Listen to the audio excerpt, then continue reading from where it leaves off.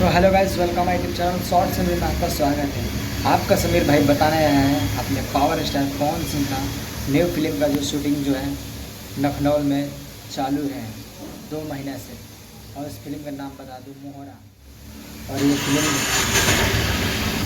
मोहरा जो फिल्म है, फिल्म जो है शूटिंग हो रहा है अपने पावर स्टार पवन सिंह का लखनऊ में।